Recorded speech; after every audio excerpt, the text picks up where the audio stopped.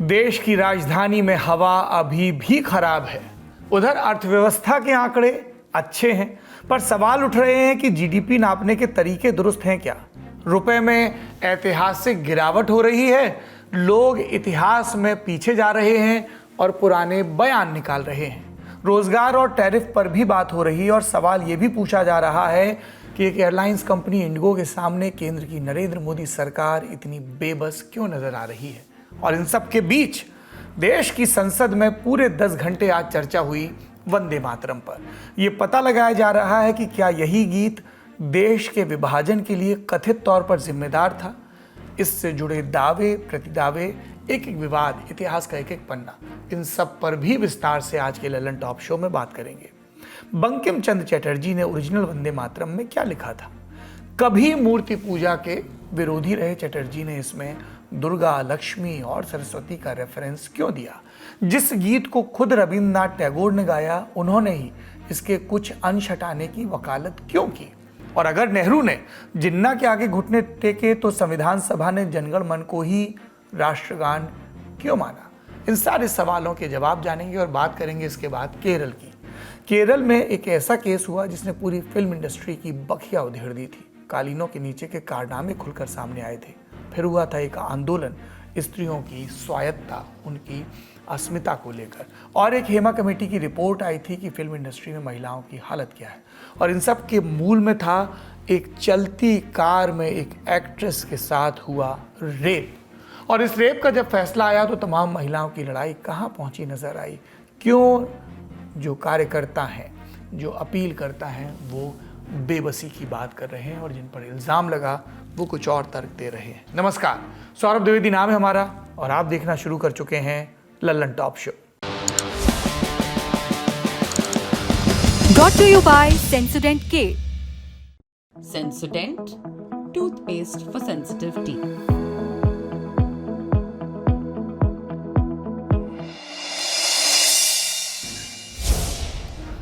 फर्ज करिए कि आपको एक टाइम मशीन मिल जाए और आप दाखिल हों 1870-75 के दौर में ब्रिटिश भारत।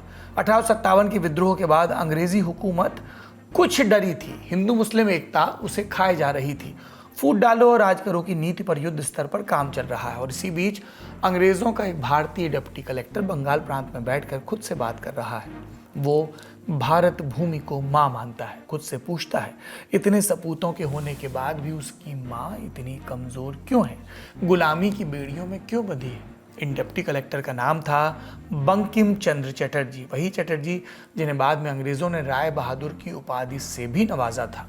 चटर्जी भले ही ब्रिटिश इंडिया में सरकारी मुलाजिम थे, लेकिन करोड़ों भारतीयों की तरह आज़ादी की आग उनके सीने में भी भड़क रही थी। और इसी क्रम में वो वंदे मातरम के शुरुआती 2 स्टैंजा लिखते हैं। 1872 से 1875 के बीच, एग्जैक्ट डेट को लेकर इतिहासकारों के बीच सहमति नहीं है, लेकिन 1875 को इसकी रचना का आधिकारिक वर्ष माना जाता है। इसीलिए 2025 में इसके लिखे जाने की 150वीं वर्षगांठ मनाई जा रही है। शुरुआती 2 स्टैंजा के बोल आपको स्क्रीन पर नजर आ रहे हैं। हमने आपने इसे विद्यालयों में पढ़ा भी है, सुना है, गाया है, अलग अलग रागों और फॉर्मेट में भी। पहले के 2 स्टैंजा में बंगाल की मिट्टी की तस्वीर है। मिट्टी जो माँ है, जो फल देती है, सुजलाम सुफलाम मलयज शीतलाम, चंद्रमा की रोशनी में दमकती है और जिसके सप्तकोटि सपूत हैं। यहाँ 7 करोड़ का आंकड़ा महत्वपूर्ण है, क्योंकि 1871 की जनगणना के मुताबिक उस समय के बंगाल प्रांत में, और जब मैं बंगाल प्रांत कह रहा हूँ तो वो बहुत विस्तृत था। आज की तारीख में समझिए आज का बांग्लादेश, आज का पश्चिम बंगाल और उसके इर्द गिर्द के भी कई सूबे, और इसकी जनसंख्या 7 करोड़ थी। इसमें हिंदू मुस्लिम दोनों शामिल थे। यहाँ एक बात और ध्यान रखने की है, बंकिम चंद्र चटर्जी अपना एक जर्नल भी लिखते थे, एक किस्म की पत्रिका, बंग दर्शन के नाम से। इन्हीं स्टैंजा को लिखने के दौरान उन्होंने बंग दर्शन में मूर्ति पूजा को लेकर भी अपने विचार रखे थे। उन्होंने लिखा था, मूर्ति पूजा विज्ञान विरोधी है। जहाँ पर भी मूर्ति पूजा होती है वहाँ ज्ञान का प्रसार नहीं हो पाता। ये इंसानी दिमाग की क्षमता को सीमित कर देती है और व्यक्तित्व को के विकास को रोक देती है। यूनानी दार्शनिक, वैज्ञानिक और आर्य ऋषियों ने, इन सब ने ज्ञान विज्ञान को आगे बढ़ाया और इनमें से कोई भी मूर्ति पूजक नहीं था। ये उस समय के उनके विचार हैं। लेकिन 1881 तक बंकिम चंद्र चटर्जी इन्हीं विचारों और वंदे मातरम की शुरुआती 2 स्टैंजा के साथ बने रहने के बाद अपने प्रस्थान बिंदु बदलते हैं, विचार बदलते हैं। गवाही वही बंग दर्शन, जिसमें कई हिस्सों में उनका प्रसिद्ध लेकिन चर्चित और कई जगहों पे विवादित उपन्यास आनंद मठ छपा। इसी आनंद मठ में जगह बनाई वंदे मातरम के विस्तृत रूप ने। नए वंदे मातरम में देवी दुर्गा, उनके अस्त्रों शस्त्रों, लक्ष्मी का, सरस्वती का जिक्र आता है। ये लगभग, अगर आप हिंदी अनुवाद पढ़ेंगे तो 155 पन्ने का उपन्यास है। शुरुआत होती है इसकी बंगाल के दुर्भिक्ष से। एक गांव से, उस गांव में एक सामंत परिवार है जो विवश है, बेकल है, और वो पलायन करता है। और फिर जब वो घने जंगल में पहुंचता है, और ये जंगल कितना घना है कि यहाँ पे अंधकार और अंधकार के बीच प्रतिस्पर्धा होती है रात में, क्योंकि जंगल में शाल के वृक्ष हैं लगातार फैले हुए। इन सब के बीच में कुछ हमले होते हैं और फिर बचाव के लिए कुछ गेरुए वस्त्रधारी आते हैं। और वो वस्त्रधारी कहाँ रहते हैं? आनंद मठ में। अपने आप को संतान कहते हैं और वो मीर जाफर के क्रूरता से भरे शासन के खिलाफ बगावत कर रहे हैं, राजद्रोह कर रहे हैं। इस पूरे प्रसंग में बीच में वंदे मातरम आता है। ये जो संतान हैं जिसके लिए सन्यासी विद्रोह शब्द इस्तेमाल किया जाता है, वो अपनी माँ की, देवी के अलग अलग स्वरूप बने हुए हैं उस मठ में, उसकी आराधना के लिए उनका ये घोष वाक्य होता है, वंदे मातरम।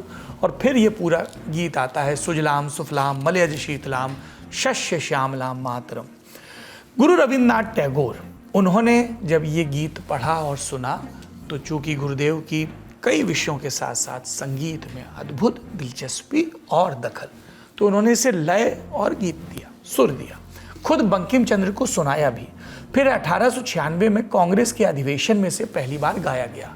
ये पूरे देश के आज़ादी के मतवालों का गीत बन गया, गान बन गया। देखते देखते सांप्रदायिक राजनीति के प्रश्न चिन्हों से भी ये घिरा। मूर्ति पूजा का जिक्र आता है इसके आगे के स्टैंजा में इस वजह से भी। और आनंद मठ की उपन्यास की जो प्रेमाइस है, जिसमें कई जगह बंकिम चंद्र चटर्जी मीर जाफर के शासन को घेरते घेरते मुस्लिमों के लिए बहुत सारी बातें उस प्रसंग में लिखते हैं। ये विवाद इतना बढ़ा, पैम्फलेट इतने बढ़े, और बंगाल विभाजन का जब अंग्रेज़ों ने प्रस्ताव रखा और उसके खिलाफ जो एक एकता का स्वर उभरा कि हमें संप्रदाय के आधार पर ना बांटें, और जिसमें वंदे मातरम का गान हुआ, तब भी पैम्फलेट बटे। लेकिन आगे बढ़ते बढ़ते 1938 में मुस्लिम लीग के कर्ता धर्ता मोहम्मद अली जिन्ना जब तस्वीर में आ गए सियासी और मजबूत हो गए, कांग्रेस की और सेकुलर राजनीति छोड़ के पूरी तरह से मुस्लिमवादी राजनीति करने लगे, तब उन्होंने कहा मुसलमानों के लिए वंदे मातरम अस्वीकार है। और ये डिबेट तब से अब तक चल रही है। 21वीं सदी के भारत की संसद में भी इस पर चर्चा हो रही है। पहले इस चर्चा को समझते हैं, फिर इतिहास में लौटेंगे। आज यानी 8 दिसंबर के दिन लोकसभा में डिबेट हुई। बोलने के लिए प्रधानमंत्री नरेंद्र मोदी आए। बीते कुछ दिनों से इस गीत को लेकर जो आरोप वो कांग्रेस पर लगा रहे थे, उसी लहजे में अपनी बात रखी। सबसे बड़ा आरोप देश के पहले प्रधानमंत्री पंडित जवाहरलाल नेहरू पर लगाया। कहा, नेहरू ने जिन्ना के सामने घुटने टेक दिए। वंदे मातरम के प्रति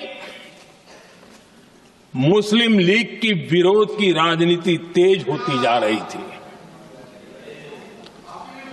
मोहम्मद अली जिन्ना ने लखनऊ से 15 अक्टूबर 1937 को वंदे मातरम के विरुद्ध का नारा बुलंद किया। फिर कांग्रेस के तत्कालीन अध्यक्ष जवाहरलाल नेहरू को अपना सिंहासन डोलता दिखा। बजाय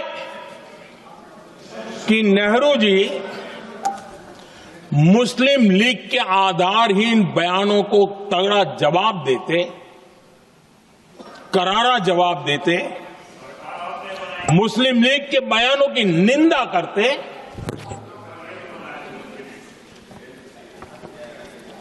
और वंदे मातरम के प्रति खुद की भी और कांग्रेस पार्टी की भी निष्ठा को प्रकट करते। लेकिन उल्टा हुआ। वो ऐसा क्यों कर रहे, वो तो पूछा ही नहीं, न जाना। लेकिन उन्होंने वंदे मातरम की ही पड़ताल शुरू कर दी। फिर बारी आई विपक्ष की। दो बड़ी हाइलाइट्स, कांग्रेस की सांसद प्रियंका गांधी वाड्रा और समाजवादी पार्टी के सुप्रीमो अखिलेश यादव। प्रियंका गांधी ने कहा, जरूरी मुद्दों पर चर्चा न हो पाए इसलिए गड़े मुर्दे उखाड़े जा रहे हैं। वंदे मातरम पर बोली, इसके मौजूदा रूप को संविधान सभा से मंजूरी मिली। क्या प्रधानमंत्री मोदी हमारे पूर्वजों और संविधान सभा से बड़े हो गए हैं? हम आज यहाँ ये बहस क्यों कर रहे हैं? हमारा राष्ट्रगीत है, इस पर क्या बहस हो सकती है? हम ये बहस यहाँ आज दो वजहों से कर रहे हैं। पहला कि बंगाल का चुनाव आ रहा है, हमारे प्रधानमंत्री अपनी भूमिका निभाना चाहते हैं उसमें। और दूसरी वजह ये है, ये मकसद है, पुरानी मकसद इनकी अध्यक्ष महोदय, कि जिन्होंने स्वतंत्रता की लड़ाई लड़ी, जिन्होंने देश के लिए बड़ी बड़ी कुर्बानियां दी, उन पर सरकार नए आरोप लादने का मौका चाहती है। देश का ध्यान फिर से जनता के ज्वलंत मुद्दों से भटकाना चाहती है। यही एक मकसद है आपका। वहीं अखिलेश यादव ने बीजेपी के लोगों को दरारवादी कहा और ये भी कि वंदे मातरम गाने के लिए नहीं, बरतने के लिए है।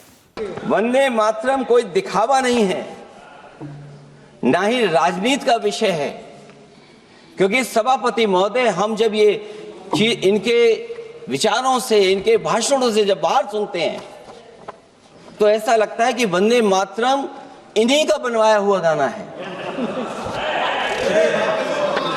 जिन्होंने सभापति महोदय, जिन्होंने आजादी के आंदोलन में भाग ही नहीं लिया है, वो वंदे मातरम का महत्व क्या जानेंगे। सच तो ये है कि सरफरोश लोग वंदे मातरम दिल से बोलते थे। उन आजादी के दीवानों के खिलाफ कुछ लोग अंग्रेजों के लिए जासूसी और मुखबिरी का भी काम करते थे। दरअसल ये राष्ट्रवादी नहीं बल्कि राष्ट्र विवादी लोग हैं। जहां विवाद करना हो, कभी अंग्रेज विवाद कर करके, डिवाइड कर करके, डिवीजन कर करके राज किया करते थे। सभापति महोदय, आज भी वही रास्ता कुछ लोग अपना रहे हैं। संसद में हुई इस बहस को और विस्तार से अगर आप जानना चाहते हैं तो ललन टॉप का जब भी संसद चलती है तब एक कार्यक्रम आता है, संसद में आज, जरूर देखें, आपको डिस्क्रिप्शन बॉक्स में लिंक मिल जाएगा। अब हम ऐतिहासिक बहसों में दाखिल होते हैं। आज जिस वंदे मातरम का अपमान करने का आरोप लगाया जा रहा है, 15 अगस्त 1947 को स्वतंत्र भारत के स्वतंत्र रेडियो से सबसे पहले इसी गीत का प्रसारण हुआ था। इस तारीख से पहले और इस तारीख के बाद कई भाषाओं और सुरों में इस गीत का अनुवाद हुआ, इसे लयबद्ध किया गया। तमिल कवि सुब्रमण्यम भारती, संगीतकार पन्नालाल घोष, गीतकार शैलेश, मास्टर कृष्ण राव और AR रहमान, अनगिनत नाम हैं, पूरब से लेकर पश्चिम तक और उत्तर से लेकर दक्षिण तक। राष्ट्रीय गीत के महत्व को शायद ही कभी कम आंका गया हो, लेकिन बात वही फंसती है कि राष्ट्रीय गीत पर विवाद क्यों? राष्ट्रीय एकता के इस एंथम के हिस्से खूरे जी क्यों आती है? हमने आपको बताया कि सबसे पहले रविंद्रनाथ टैगोर ने इस गीत को गाया, सभी स्टेंजास के साथ। उन्होंने ही 1937 में जवाहरलाल नेहरू को एक चिट्ठी लिखी, कहते हुए कि इसकी शुरुआती 2 स्टेंजा पर्याप्त हैं। यहाँ एक ज़रूरी बात और भी ध्यान रखनी है।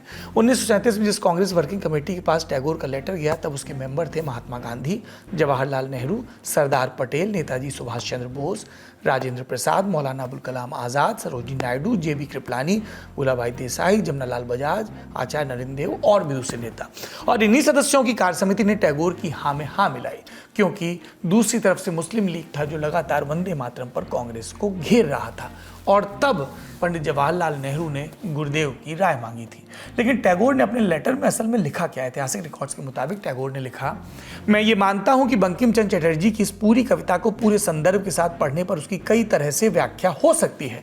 इससे मुस्लिम समुदाय की आशंकाओं को भी बढ़ावा मिल सकता है, लेकिन इसके शुरुआती 2 स्टेंजा से इसका पूरा रेफरेंस जोड़ा जाए और इससे आनंद मठ की याद दिलाई जाए, ऐसा जरूरी नहीं है। यानी टैगोर ने साफ तौर पर वंदे मातरम के स्टेंजा के बीच एक लाइन खींची। बाद में कई इतिहासकारों ने इस लाइन की व्याख्याएं भी पेश की बंकिम चंद्र चटर्जी के बदलते वैचारिक स्वरूप को लेकर। इनमें 2 प्रमुख नाम हैं, तनिका सरकार और सब्यसाची भट्टाचार्य। तनिका सरकार अपने research work birth of a goddess, Vande Mataram, Anand Math and Hindu नेशनलहुड में लिखती हैं। बंकिम चंद्र चटर्जी का पहले का काम खुद से बातचीत का है। 1972 से 1975 के बीच लिखे गए स्टेंजा पब्लिक कंजम्पशन के लिए नहीं थे। दूसरी तरफ आनंद मठ है जो परफॉर्मेटिव है, अपने शब्दों से कुछ करवाना चाहता है, और क्योंकि बात का वंदे मातरम आनंद मठ का हिस्सा है इसलिए उसे कथित मुसलमान समस्या से जोड़कर देखा जाने लगा। इसी तरह वंदे मातरम पर किताब लिखने वाले इतिहासकार सब्यसाची भट्टाचार्य लिखते हैं, बंकिम चंद्र चटर्जी के जीवन को दो हिस्सों में देखा जाना चाहिए, अर्ली बंकिम और लेट बंकिम।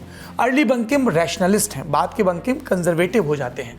बाद के बंकिम फ्रेंच फिलोसोफर ऑगस्ट कोमट से प्रभावित हैं, जो कहते हैं कि अगर किसी सिस्टम को ऊपर उठना है तो उसे अपनी मूल संस्कृति के साथ आगे बढ़ना होगा, और यहीं से बंकिम का वंदे मातरम हिंदू नेशनलिस्ट और मिलिटेंट नज़रिए के साथ आगे बढ़ने लगता है।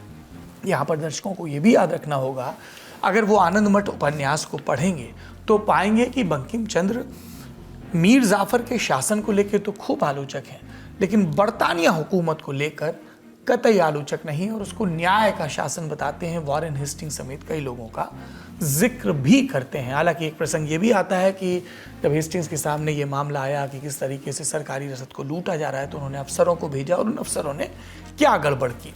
ये तो थी व्याख्याएं। अब कुछ ऐतिहासिक तथ्य और। हमने आपको बताया अंग्रेज कैसे बांटो और राज करो की नीति पर आगे बढ़ रहे थे। 1905 में इसका पहला बड़ा पड़ाव आया बंग भंग के रूप में। भारतीय राष्ट्रवादियों और क्रांतिकारियों ने इसका पुरजोर विरोध किया, स्वदेशी आंदोलन छेड़ा, जिसका सबसे बड़ा नारा था वंदे मातरम। अक्टूबर 1905 में रक्षाबंधन के दिन खुद टैगोर ने इसे गाते हुए एक रैली का नेतृत्व किया, और देखते ही देखते वंदे मातरम बंगाल से बाहर फैल गया। पंजाब से लेकर मद्रास तक एक वॉर क्राई बन गया वंदे मातरम, और इसी बीच अंग्रेजों ने इसे मूर्ति पूजा से जोड़ना शुरू कर दिया। जे ग्रियर्सन जैसे अधिकारियों और वैलेंटाइन चिरोल जैसे पत्रकारों ने मुस्लिम एलिट्स के साथ मिलकर माहौल बनाया और लिखा कि ये गीत एक धर्म विशेष के हिसाब से भारतीय राष्ट्रवाद को परिभाषित करता है। असर ये हुआ कि मुस्लिम संगठन खुलेआम पैम्फलेट छापने लगे, कोई भी मुसलमान वंदे मातरम नहीं गाएगा, ये हिदायत देने लगे। उग्र हिंदू राष्ट्रवादियों ने भी अपना रोल निभाया। अंग्रेजों से ज़्यादा मस्जिदों के बाहर वंदे मातरम के नारे लगाए जाने लगे, और फिर दंगे भी हुए। 1930 के आते आते विभाजन साफ नजर आने लगा, और इन्हीं परिस्थितियों में कांग्रेस की वर्किंग कमेटी के सामने सवाल आया कि वंदे मातरम आखिर किसका गाना है। और तब कांग्रेस की वर्किंग कमेटी और टैगोर के बीच पत्राचार हुआ और एक संतुलन साधा गया। इसके बाद भी जिन्ना जैसे नेता संतुष्ट नहीं हुए। 1938 में जब सुभाष चंद्र बोस जैसे आज़ादी के मतवाले वंदे मातरम की शुरुआती दो स्टेंजा को नए सिरे से लयबद्ध करना चाहते थे, जिन्ना ने उसे भी स्वीकार करने से मना कर दिया। मोहम्मद अली जिन्ना ने 17 मार्च 1938 को नेहरू को लिखी अपनी चिट्ठी में कहा, मुसलमान पूरे भारत में वंदे मातरम को या उसके बदले बनाए गए किसी काटछाट वाले संस्करण को भी राष्ट्रीय गीत के रूप में स्वीकार नहीं करेंगे, क्योंकि वो इसे इस्लाम के खिलाफ मानते हैं। मार्च 1938 में कांग्रेस के प्रस्ताव के चर्चा में आने के कुछ महीनों बाद जिन्ना ने नेहरू को फिर लिखा और यही बात दोहराई कि मुसलमान वंदे मातरम या उसके किसी बदले हुए रूप को राष्ट्रीय गीत नहीं मानते। हालांकि जिन्ना की इन मांगों को नहीं माना गया और बाद में जो हुआ वो सब जानते हैं। इसका एक पहलू यहाँ भी पहुँचता है कि जब 1937 के चुनाव के बाद अलग अलग राज्यों में कांग्रेस की वर्किंग कमेटी ने काफ़ी बहस की और तय हुआ कि सरकार बनाई जाए। तो जहाँ पर सरकार थी उनमें से कुछ एक राज्यों में जब स्कूलों में वंदे मातरम की प्रार्थना को अनिवार्य किए जाने की बात आई, तब भी मुस्लिम इंटेलिजेंसिया के एक वर्ग की तरफ से कहा गया कि अगर ऐसा होगा तो हम अपने बच्चों को स्कूलों से निकाल लेंगे। तो इस बहस के बहुत सारे पहलू हैं।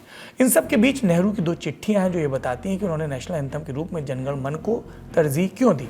पहली चिट्ठी है 21 मई 1948 की, एक कैबिनेट नोट है जिसमें नेहरू लिखते हैं, एक नेशनल एंथम सिर्फ शब्दों का समुच्चय नहीं होता, इसमें संगीत होता है, लय और ताल होती है, इसे मिलिट्री परेड में भी बजाया जा सकता है। वंदे मातरम खूबसूरत है, भारत के इतिहास को समेटता है, लेकिन ऊपर की कसौटी पर जन गण मन खरा उतरता है। इसकी भाषा भी सुलभ है, इसलिए हर कोई इसे गा भी सकता है। दूसरी चिट्ठी बंगाल के पहले मुख्यमंत्री विधान चंद्र रॉय को लिखी गई 15 जून 1948 को। पहले लेटर की सारी दलीलें थी, साथ में ये भी जोड़ा कि वंदे मातरम स्वतंत्रता संघर्ष की तस्वीर पेश करता है, जबकि जनगण मन भविष्य की, आने वाले भारत की बात करता है, इसलिए ये हमारा राष्ट्रगान होना चाहिए।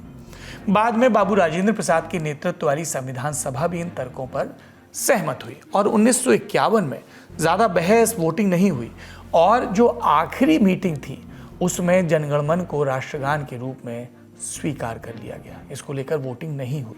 संविधान सभा ने दोनों को ही बराबर मान दिया, कहा जनगणमन हमारा राष्ट्रगान होगा और वंदे मातरम को भी राष्ट्रीय गीत सा समुचित सम्मान मिलेगा। अब इस पर नए सिरे से बहस चल रही है। सबकी अपनी अपनी राजनीति है, आप स्वतंत्र हैं अपनी राय बनाने के लिए, हमने आपको ऐतिहासिक तथ्य भी बताए और मौजूदा बहस में। अब दूसरी बड़ी खबर पर चलते हैं, क्योंकि माता की वंदना करनी है तो ये सुनिश्चित करना पड़ेगा कि इस देश में किसी भी स्त्री को उसकी स्त्री होने के चलते प्रताड़ना ना मिले। 8 साल पहले केरल में चलती कार में एक मलयालम की टॉप एक्ट्रेस का अपहरण होता है। कार में 7 लोग थे। 2 घंटे तक उनका सेक्सुअल हैरेसमेंट होता है, रेप होता है। मामला सामने आते ही मलयालम सिनेमा की पड़तें खुलती हैं, गिरफ्तारियां होती हैं। इंडस्ट्री के सुपरस्टार दिलीप का नाम कथित तौर पर आता है, उन्हें गिरफ्तार किया जाता है। 85 दिन जेल में रहने के बाद जमानत मिलती है और आज 8 दिसंबर को उन्हें केरल की एक सेशन कोर्ट ने इन सभी आरोपों से बरी कर दिया। लेकिन इन 8 सालों में कई याचिकाएं डाली गई, सैकड़ों लोगों ने गवाही दी, गवाही पलटी, कुछ ऐतिहासिक काम भी हुए। मसलन मलयालम सिनेमा का सच उजागर करती 290 पेज की हेमा कमेटी की रिपोर्ट। इन सब पर विस्तार से बात, पर पहले लेटेस्ट अपडेट। केरल के एर्नाकुलम सेशन कोर्ट ने आज फैसला सुनाया। जज थी हनी एम वर्गीस। उन्होंने कहा कि एक्टर दिलीप एक्ट्रेस से उत्पीड़न मामले में शामिल नहीं थे। कोर्ट ने कहा कि प्रोसिक्यूशन यानी आरोप लगाने वाला पक्ष साबित नहीं कर पाया कि दिलीप ने ये साजिश रची थी। दिलीप के अलावा कोर्ट ने इन 3 लोगों को भी बरी किया है, चार्ली थॉमस, सुनील कुमार और शरद नायर। इसके अलावा 3 अन्य आरोपी विष्णु, विपिन लाल और अनीश को अदालत ने पहले ही सरकारी गवाह घोषित कर दिया था। कोर्ट ने मामले में 6 आरोपियों को दोषी करार दिया। 12 दिसंबर को उन्हें सजा सुनाई जाएगी। इसमें सबसे पहले है मुख्य अभियुक्त 37 साल का पल्सर सनी, फिल्म इंडस्ट्री से करीबी रिश्ता रखने वाला ड्राइवर और मुख्य आरोपी। दूसरा 33 साल का मार्टिन एंटनी, कोची के स्टूडियो में ड्राइवर। तीसरा 37 साल का बी मणिकंदन, ड्राइवर। 38 साल का विजीश वीपी, इलेक्ट्रीशियन। 30 साल का सलीम एच और 31 साल के प्रदीप, दोनों बस क्रू में काम करते हैं। रिपोर्ट के मुताबिक ये सभी उस वक्त गाड़ी में मौजूद थे जब एक्ट्रेस का यौन उत्पीड़न हो रहा था। इन पर गैंगरेप, क्रिमिनल कंस्पिरेसी, महिला की निजता का हनन, गैर कानूनी रूप से बंधक बनाना, सबूत मिटाना, अश्लील तस्वीरें और वीडियो लेना और शेयर करने के आरोप लगे हैं। फैसला आने के बाद दिलीप ने उन सभी का धन्यवाद किया जो 8 साल से उनके साथ खड़े थे। बोले ये पूरा केस उनके खिलाफ एक साजिश थी जिसकी शुरुआत उनकी पूर्व पत्नी एक्ट्रेस मंजू वॉरियर ने की। एक बड़े पुलिस अधिकारी और क्रिमिनल पुलिस के गैंग ने मिलकर ये केस बनाया। इन पुलिस वालों ने कुछ मीडिया वालों के साथ मिली भगत से कहानी गढ़ी और फैलाई और आज वो कहानी ढह गई। उधर केरल सरकार इस फैसले के खिलाफ अपील करने जा रही। केरल के कानून मंत्री पी राजीव बोले मुख्यमंत्री के साथ चर्चा हो चुकी है, अपील दाखिल करने का फैसला हो गया है। फैसले को ध्यान से पढ़ा जाएगा कि कौन कौन से पॉइंट्स कमजोर रहे। सरकार पूरी तरह से पीड़िता के साथ है। रिएक्शन फिल्म इंडस्ट्री से भी आए। कई एक्टर्स ने फैसले पर नाराजगी जताई। एक्टर रीमा कलिंगल ने अवलक्कोपम कैंपेन फिर से शुरू किया। अवलक्कोपम एक मलयाली फ्रेज है जिसका मतलब है वी आर विद हर। उनका साथ रम्या नंबीसन समेत कई कलाकारों ने दिया। वहीं एक्टर पार्वती थिरुवुतु ने तो फैसले पर नाराजगी जताते हुए इंस्टाग्राम पर लिखा कि जस्टिस अब एक सोचा समझा स्क्रिप्ट हमारे सामने बड़ी बेशर्मी से फैलाया जा रहा है। उधर मलयालम अभिनेताओं की संस्था AMMA, association of Malayalam movie artist, ने कहा कि वो कोर्ट के फैसले का सम्मान करती है। ये आज का लेटेस्ट अपडेट है। अब केस का बैकग्राउंड समझिए। पत्रकार निधि सुरेश ने मीडिया संस्थान न्यूज लॉन्ड्री और न्यूज मिनट के लिए इस बारे में एक विस्तृत रिपोर्ट की और कई फॉलोअप रिपोर्ट्स की। इस रिपोर्ट का एक अंश आपको बताते हैं। 17 फरवरी 2017 साउथ की एक टॉप एक्ट्रेस का कोची में चलती कार में अपहरण कर गैंगरेप हुआ। मुख्य आरोपी पल्सर सुनी। पूरा क्राइम रिकॉर्ड किया, 8 वीडियो क्लिप बनाई। 48 घंटे के अंदर 3 आरोपी पकड़े गए। सुनी समेत बाकी आरोपी कुछ दिन बाद गिरफ्तार हुए। अप्रैल 2017 पहली चार्जशीट पल्सर सुनी समेत 7 लोगों के खिलाफ ये चार्जशीट दाखिल हुई। मई 2017 मलयालम सिनेमा की कई महिला कलाकार पीड़िता के समर्थन में आई। विमेन इन सिनेमा कलेक्टिव यानी WCC बनाया। सीएम पिनराई विजयन से मिलकर केस की जांच की मांग की। जून 2017 मामले में ट्विस्ट आया। जेल से पल्सर सुनी का एक कथित लेटर लीक हुआ। एक्टर दिलीप को एड्रेस करते हुए उसने लिखा कि दिलीप को धोखा नहीं दिया, लेकिन दिलीप ने उसे वकील तक नहीं दिया और अब पैसे मांग रहा है। रिपोर्ट के मुताबिक दिलीप ने सभी आरोपों को सिरे से नकार दिया। उल्टे पीड़िता पर ही आरोप लगाया कि वो पल्सर सुनी की दोस्त थी। फिर 10 जुलाई को एक्टर दिलीप गिरफ्तार होते हैं। मलयालम इंडस्ट्री में हड़कंप मचता है। उस वक्त दिलीप एमा के कोषाध्यक्ष थे। WCC ने दबाव बनाया। एमा ने एक्टर दिलीप को तब संस्था से निकाला। बाद में प्रोड्यूसर्स एसोसिएशन ने भी बाहर का रास्ता दिखाया। सितंबर समाज 2 खेमों में बट गया, एक दिलीप के साथ और दूसरा पीड़िता एक्ट्रेस के साथ। दिलीप की फिल्म रामलीला रिलीज हुई तो सोशल मीडिया पर बायकॉट रामलीला ट्रेंड करने लगा। उधर WCC ने राज्य फिल्म अवार्ड समारोह में अवलक्कोपम कैंपेन लॉन्च किया। 3 अक्टूबर 2017 दिलीप को जमानत मिली। नवंबर 2017 दूसरी चार्जशीट 650 पन्ने की। 12 आरोपी, 8वें नंबर का आरोपी एक्टर दिलीप, उनकी पूर्व पत्नी मंजू वॉरियर को मुख्य गवाह बनाया गया। मंजू बोली दिलीप का काव्या माधवन के साथ अफेयर ही तलाक की वजह था और ये बात पीड़िता ने ही उन्हें बताई थी, इसलिए दिलीप उस पीड़िता से, उस एक्ट्रेस से नाराज था। नवंबर 2017 में एक और बड़ा डेवलपमेंट हुआ। केरल सरकार ने कमेटी बनाई, जस्टिस हेमा कमेटी। इसमें शामिल थी केरल हाई कोर्ट की रिटायर्ड जस्टिस के हेमा, पूर्व ब्यूरोक्रेट के बी वलसाला कुमारी और एक्ट्रेस टी शारदा। दिसंबर 2021 में मामले में एक और मोड़ डायरेक्टर बालचंद कुमार के बयान से आया। बोले उन्होंने दिलीप के घर पर पल्सर सुनी को देखा था। दावा कि दिलीप ने परिवार और कुछ खास मेहमानों के साथ सेक्सुअल हैरेसमेंट का वीडियो देखा था। इसके अगले ही दिन special public prosecutor VN Anil Kumar ने इस्तीफा दिया। जनवरी-फरवरी 2022 नई ऑडियो क्लिप्स। एक ऑडियो क्लिप आई जिसमें कथित तौर पर दिलीप की आवाज़ थी। कह रहे थे, जांच करने वाले 5 अफसरों को देख लूंगा। इस बेसिस पर दिलीप के खिलाफ एक नई एफआईआर भी दर्ज हुई, जहां से अधिकारियों को नुकसान पहुंचाने की साजिश की। और फिर अगस्त 2024 में भारी मशक्कत के बाद रिलीज हुई हेमा कमेटी की रिपोर्ट। मशक्कत क्यों? क्योंकि 2019 के आखिर में सीएम को रिपोर्ट सौंपे जाने के बाद उसे सार्वजनिक नहीं किया गया। लोगों ने सवाल किए कि आखिरकार पिनरई विजयन की कम्युनिस्ट पार्टी वाली सरकार इस रिपोर्ट के जरिए किसे बचाना चाहती है। सरकार पर दबाव बना तो मई 2022 में 1.5 पन्ने की जानकारियां साझा की, पर पूरी रिपोर्ट पब्लिक नहीं की। पर लोग अपने रुख पर अड़े रहे। आरटीआई के तहत भी जानकारी मांगी गई। 19 अगस्त 2024 को फाइनली रिलीज हुई। काफ़ी काट छांट के बाद सरकार का तर्क, पूरी रिपोर्ट पब्लिक कर देंगे तो पीड़िताओं की आइडेंटिटी जाहिर हो जाएगी। पर यह रिपोर्ट मलयालम फिल्म इंडस्ट्री में महिलाओं के संस्थागत यौन उत्पीड़न और उनके साथ हो रहे भेदभाव का एक चलता फिरता दस्तावेज थी। डब्ल्यूसीसी ने इस रिपोर्ट का स्वागत किया। इस बीच यौन शोषण के आरोपों की झड़ी लग गई। मीनू मुनीर, रेवती संपत, श्रीलेखा मित्रा जैसी कई अभिनेत्रियां खुलकर सामने आई। इंडस्ट्री में दूसरे पदों पर काम कर रही महिलाओं ने भी अपनी आपबीतियां सुनाई। बताया कि कैसे उन्हें स्टॉक किया जाता है, कैसे रात बेरात उनके कमरों के दरवाजों को खटखटाया जाता है, कैसे उन्हें गलत इरादों के साथ छुआ जाता है, और बताया जाता है कि प्रोग्रेस का रास्ता सिर्फ और सिर्फ यौन उत्पीड़न के जरिए ही होकर जाता है। आरोपों की जद में आए बड़े बड़े नाम, एम मुकेश, सिद्दीकी, जयसूर्या, इंदा वेला बाबू, मणियन पिल्लई राजू, डायरेक्टर रंजीत। इनमें से कुछ association of Malayalam movie artist यानी अम्मा से जुड़े हुए थे। दबाव बढ़ा तो इस्तीफे हुए। एक्टर मोहनलाल ने तो इसके प्रेसिडेंट के पद से भी इस्तीफा दिया। फिर सरकार ने एसआईटी बनाई। कुल 35 केस रजिस्टर हुए, 26 में चार्जशीट भी दाखिल हुई। विक्टिम्स के लिए एक नोडल ऑफिसर भी अपॉइंट हुआ, जो जनवरी 2025 तक एक्टिव रहा। हेमा कमेटी की रिपोर्ट केस में एक मील का पत्थर साबित हुआ। कई एक्टर्स के साथ हुई आपबीती खुलकर सामने आई। इंडस्ट्री में जो गंदगी थी वो बाहर आई। पर सवाल ये कि आखिर ये केस खुद अपने मकाम तक क्यों नहीं पहुंचा?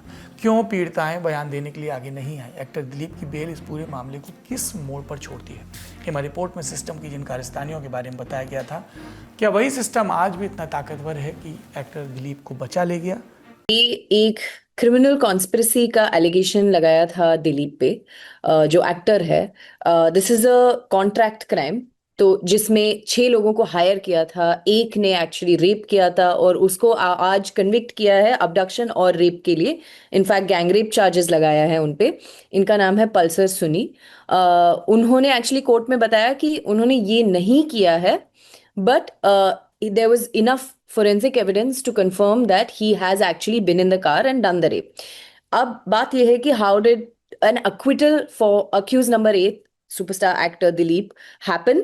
And the answer to that is it's just very difficult to prove criminal conspiracy. हमारे देश में अभी तक criminal conspiracy prove करने के लिए बहुत मुश्किल हुआ है, and it's all circumstantial evidence that the prosecution had to rely on. Pulsar सुनी की बात किया, he's very clearly also said that अभी हमें लग रहा होगा कि वो एक विलन है इस केस में, और वो है एक विलन। उन्होंने किया है ये गैंग रेप, उन्होंने किया है ये अबडक्शन, बट ये एक बात वो बोल रहा है कि ये सिर्फ मेरी काम नहीं है, ये एक कॉन्ट्रैक्ट दिया गया है मुझे, and this is a system that enables crimes like this. आज का ललन टॉप शो यहीं समाप्त होता है। अपना और अपनों का ख्याल रखिए। शुभ रात्रि।